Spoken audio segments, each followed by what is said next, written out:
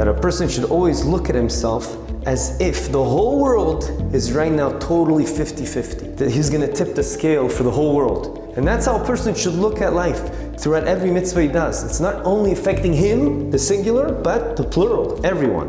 Wherever you get your podcasts from, or our own website, prismoftorah.com. This is Rabbi Asaf Prisman on the Parsha, the Prism of Torah. This week, Parshas Re'eh. Seeing is reality. Shalom to everyone. In this week's Parsha, Parshas Re'eh, I want to share with you a couple of ideas that will be brought out through the questions we have right at the beginning of the Parsha.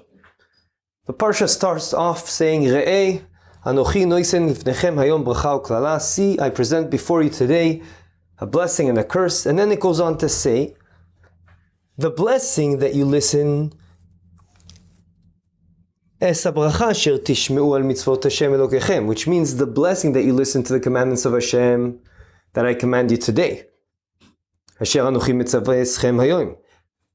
on the other hand, what about the curse? If you don't listen and you don't go in the ways of Hashem, you don't go in the ways of Hashem, and you don't go in Hashem's ways, that I command you, you don't go in Hashem's derech, in Hashem's way, then etc., the curses will be relevant to you. So the main question I want to focus today, but we'll mention all of the questions, but the main question is, it's not really symmetrical. The Lashon, also in Hebrew and also the translation to English, it says, if it would have said the following, if you listen to Hashem's ways and you go in Hashem's ways and you go ahead and do Hashem's commandments, the mitzvahs that Hashem, that HaKadosh Baruch Hu's mitzvah us, then you'll get the blessings. And if im lo tishmu, you'll get the curses. But it seems like it's only being said like that from one way. Meaning, only if you don't go in Hashem's ways, you'll get the curses. But the positive way, it doesn't say if. It almost sounds like it's hinting towards the fact that the blessings will automatically come. Because it says, Esa bracha asher tishmeu. It should have said im tishmeu. If you listen, then you'll get the... No, it says...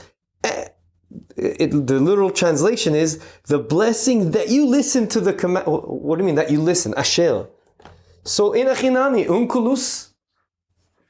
unkulus translation explains that it's indeed also a t'nai, a different way, a different word in Lashon HaKodesh to say if.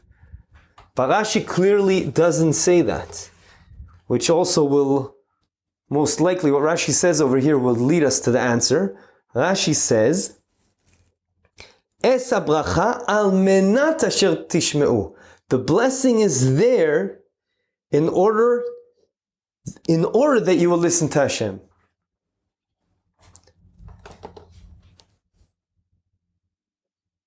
So that's question number one. Why is it not being shown over here in a symmetrical way? Question number two is, why does it say today, Hayoim? Even if it didn't say Hayoim, it says, Re'eh anochi nosen lifnechem hayom. Today I'm giving you the blessings and the curses. Why is the word Hayoim is redundant? Why is it there? So one answer, all of the Mefarshim ask these questions. One of the answers that the Chafetz Chaim actually gives is that he says, a person doesn't realize that every time he sins, he creates a spiritual tumah, impurity around him that hugs him the whole time is in this world. But really, when is he going to acknowledge that tumah? Only in the world to come. But you should know, the pasuk is telling you today the effects will be on you. Either for impurity or purity, whatever it is. You do a mitzvah, it's tahara, you go up another level of purity. And chas v'shalom, if you do an aveira, that is what creates the barrier, the mechitza between us and Hashem. It's another layer of tumah around you. The Gemara in Avodah Zarah says it very clearly, that when a person does an aveira, it hovers over him and goes with him to Olam Haba. And only in the world to come, the person will realize the layers of tumah he had. And of course, doing tshuva helps remove these layers of tumah, which is exactly the days we're leading towards Elul. Anila dudi v'dudi li, that it's the time Hashem's coming down to be closer to us, so that we have an extra, it's a special time to do tshuva, because HaKadosh Baruch Hu is coming to us. We can always do tshuva, but it's an easier time to do tshuva. As we know, Kra'u b'yoso karov, call Hashem when He's closer to you. So I would like to share with you a Moradeke Chasam Sofer over here on the Parsha that answers both these questions that we raised. Why does it say the word Hayoim, today? Not like the Chafetz Chaim, a different Mahalach. Why does it say Hayoim, today I'm giving you the blessings and the curses? Why today? It's redundant. Question number one. Question number two, as we already alluded to earlier, why is it not symmetrical? It should say, if you do Hashem's mitzvahs, then you'll get the blessings. And if you don't do Hashem's mitzvahs and you go not in Hashem's way, you'll get the curses. It only says the second half. If you don't go in Hashem's ways, you'll get the curses. Why does it not say, if you go in Hashem's ways, you'll get the blessings? Rather, it says it, Asher tishmeu mitzvot Hashem. Esa bracha asher tishmeu. The blessing that you listen to the command. What does that even mean? What's happening over here? So this I saw both Harav Gansfried say this malach, and also the Chasam Sofer, but the Chasam Sofer says it in a way that answers both our questions. And they both say that HaKadosh Baruch Hu loves us even more than a father to son. And hence, you could totally understand, and that seems to be what Rashi is alluding to. Not like Unkelus. Rashi is saying, Esa bracha. Rashi probably felt the question we have. What do you mean, Esa bracha? Why doesn't it say, if you do the Hashem's commandments, then you'll get the blessing? Esa bracha, it says, Al menas asher tishmeu. So although the translation over here, I see, the translation over here wants to say that when Rashi says, Al menas, he wants to say it's on condition. But it almost sounds, to me at least, and this is what the Chasam Sofer is saying, maybe not in Rashi, but this is what Chasam Sofer says, Al menat also can mean it's a motivational factor. In order to motivate a person to do well, you can give him a present up front. Here, I'm going to give you, that's what a father loves his son does. I'm going to already give you this watch. Why? As a present, on credit, because I know you're going to do well. That's what I'm hoping for, and I'm sure you will, and I have confidence in you. And that is more about the future. Asher alludes to that. That will happen because I know you're going to do my mitzvahs. I'm already now giving you on credit blessings. Mimele, that answers both questions.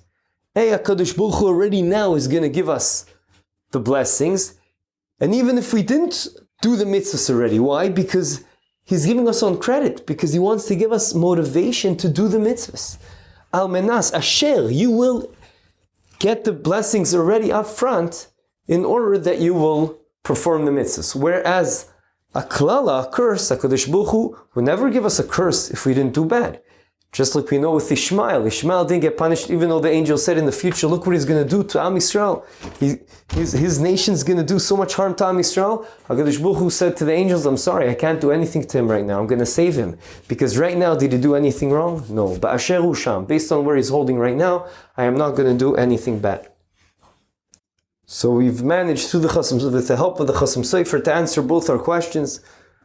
Why is it not symmetrical? The conditions that HaKadosh Baruch Hu is giving us, that if you do good, you'll get the blessings. If you don't do good, you'll get the curses. Rather, it sounds like the blessings will be given no matter what, whereas the curses will only be given if we do bad.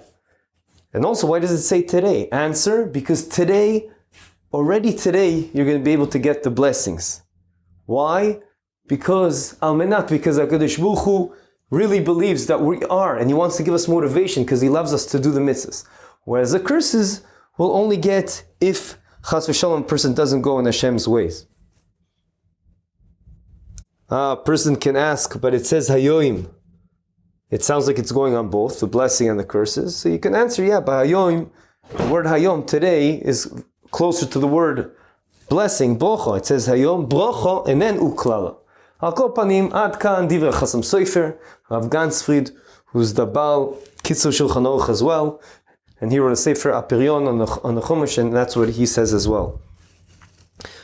With that, I want to add two other nice mehalchim to answer two other questions on this pasuk. The question is, it starts off in singular form, and it ends in plural. It says re'eh, re'eh, see, but it doesn't say re'u, see in plural, but re'eh. And then it says, Anochi nosein lifneichem, in front of you, the general you, in plural. So some Mefarshim say, yeah, the Torah talks like that. Some Mefarshim want to say, because Bnei Yisrael were together, Ke'ish echad belev echad, so it's like one person, they all came from one neshama, etc., etc. I saw a very nice mahalach, the Kli Yakar and Chasam Sofer want to say that it's based on the Gemara in Kedushin Daf Mem, that a person should always look at himself as if the whole world is right now totally 50-50. 50% Averos, 50% mitzvahs, and it's based on his action right now. If he's going to choose the good path or the bad path or whatever it is, every mitzvah, to do the mitzvah, to do the Avera, everything that he's going to tip the scale for the whole world. And that's how a person should look at life throughout every mitzvah he does. It's not only affecting him, the singular, but the plural, everyone. And that's a hint to that idea. I thought it is a very nice mahalach to explain why on purpose this pasuk is switching from singular to plural. And the last question I want to ask on this pasuk, and when we say the answer to this, it's my own shtickle, which I heard on someone that went through an event. He also said this idea, and he had a huge miracle happen to him. I heard this person speak. It was taped, and he went through a crazy incident that happened here, a very unfortunate incident that happened last week. And I want to tell you also the story that happened to him and the vote that he himself said. And I also want to say similar mahalach. The question is the following. Moshe Rabbeinu and everything that happened over there, the curses and the blessings, they were being spoken out. So why does it say re'eh, see? The word see, why see? Listen. Why does it say re'eh? It should say tishme'u, that like it says later on. Im lo tishmu al mitzvos Hashem. Later on it says if you don't listen to mitzvos Hashem. So also it should have said at the beginning. Not re'eh, shma, listen. I am giving you now the blessings and the curses. Listen to them so you'll know what they are. Why does it say re'eh? So first I'm going to tell you this incident that happened to this person. I don't remember his name. But this incident happened a week ago or a week and a half ago. It was very unfortunate because 3 people from the same family passed away. It was a major bus accident. I don't know exactly what happened, all the details, but I know that the bus driver tried to fix something, and when he went down, the bus started driving. I don't know, something was wrong with the brakes, not wrong with the brakes, it doesn't matter. At the end of the day, it happened in Yerushalayim. And the bus started just going down without a driver. And it was literally taking a fence down as it was going pretty fast down the road, down the street. And that fence was dividing between the sidewalk and the street. This person explained first what he saw in his own eyes that happened. And then he heard from someone across the street that was on his mirpeset, on his balcony, exactly what he saw that happened. And indeed, it was then confirmed by someone, it was on the camera, and he saw exactly what happened. And he wanted to say his story in front of everyone on some phone line that I heard, because he wanted to be moide in public, HaKadosh Baruch Hu, for the nisim he did for him. And then he said this vote to answer this question that I'm raising now. Why it says re'eh as opposed to shma. And he said he literally was with his 2 kids. He turned his back to the bus. He didn't even know there was a bus there. And he gave 20 shekels to his kids to buy something from some mall on that side of the street called something Shefa, I don't even remember the name. He gave them 20 shekels.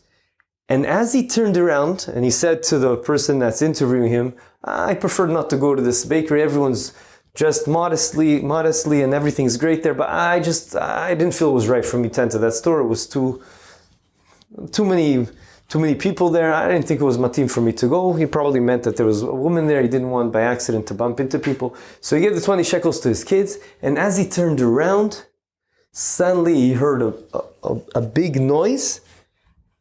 And since then, he doesn't recall anything. He lost his memory for the next 5 seconds, and he found himself 200 meters down the street, coming out of no other, a garbage bin. And when he came out, he had to, except for being very dirty, he had to wipe away the dirt, and then they took him to hospital to make sure everything was okay, and Baruch Hashem, everything was okay. And it was a huge miracle, but he doesn't know what happened. But then it was confirmed by also the person across the street, and whatever the cameras on the street caught was the following. There's 3 garbage bins out there. The bus totally crushed 2 of them, and the third one somehow fell sideways on the floor, and he was hit by the bus, and as a result, he went under the bus. But somehow the bus swept him into this garbage bin, and it just kept sliding with the bus until the bus eventually stopped. I don't know how. And that's why he found himself 200 meters after, and probably he did get a knock, so his memory went. But he was totally fine. He was dirty, and he himself said it was such a miracle that if my kids were with me, it wouldn't be enough space for all of us to be swept into the garbage bin.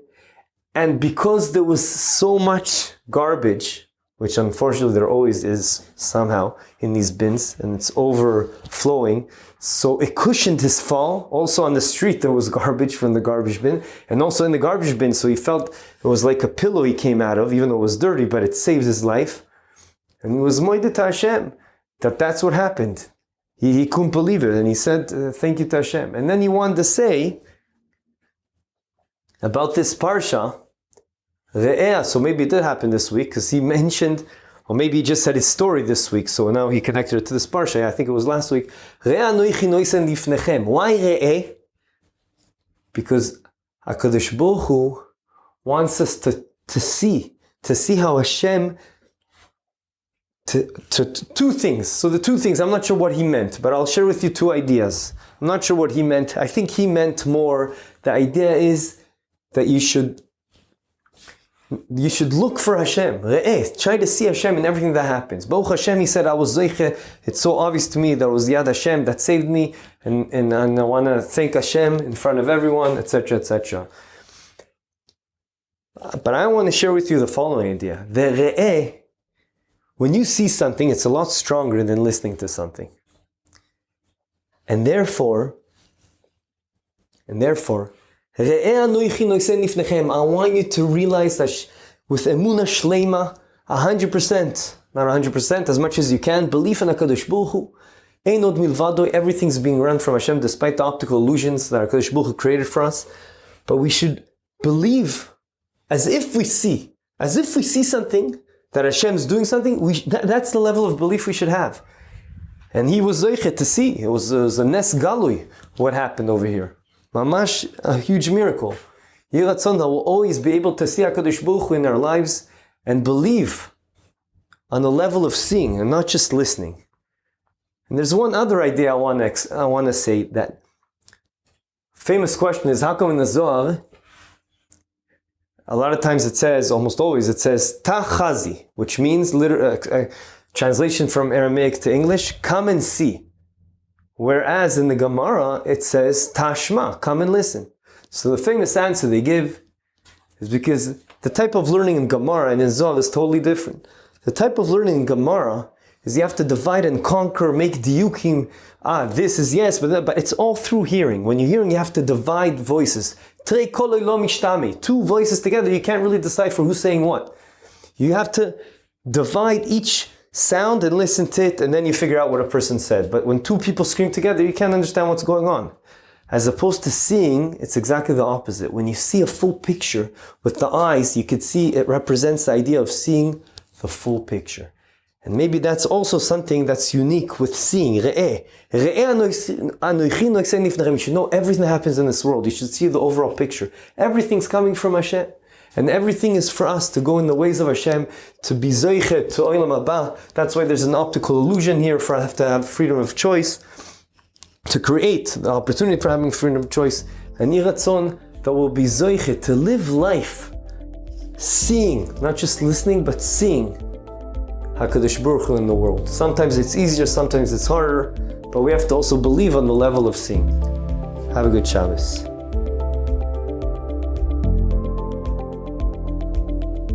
Thank you for joining us. This is the Prism of Torah. Visit our website, prismoftorah.com, where you'll find a full archive of hundreds of past Divrei Torah. Subscribe to the podcast, leave us a review, and don't forget to share with your friends and family. Sponsorship opportunities are available for all of our episodes. Thank you, Yona Vefa, for your recording equipment. Produced by Eli Podcast Productions.